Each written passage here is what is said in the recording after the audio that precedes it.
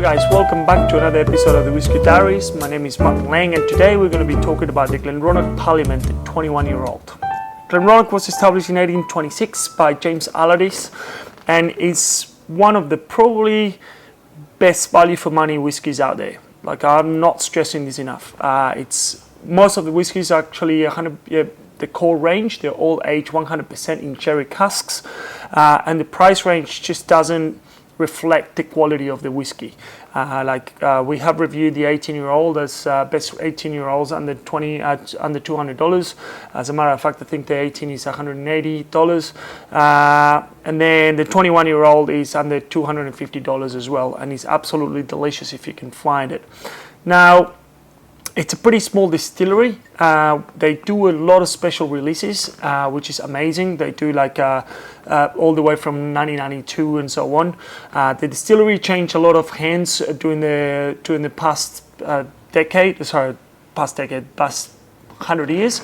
But finally, the Brown Foreman is the one who took it over, and Brown Foreman owns Jack Daniels and so on, and they bought GlenDronach, Glengasol, and GlenDronach. I was lucky enough to actually they took me over to see the three distilleries, and I stayed at the GlenDronach Castle for dinner. It was actually unbelievable, beautiful distillery, very, very old and quaint. So the 21 is 100% aged in a combination of Oloroso sherries and Pedro Ximenez. Oloroso, it's a little bit. So the sweetest one is Pedro Ximenez, then Oloroso comes after that, then you got Amoroso, and then you got something like Fino. So they're slightly more sweeter and has a little bit more aging in them. So they give the whiskey, well, the Pedro Ximenez gives a lot of sweet notes, and the Oloroso sherry gives a little bit more dry fruits to the whiskey itself. This is bottled at 48% ABV as well, which is great. It's a great, and it doesn't taste like a 48 ABV whiskey. This is definitely a must-have whiskey if you can find it in your house.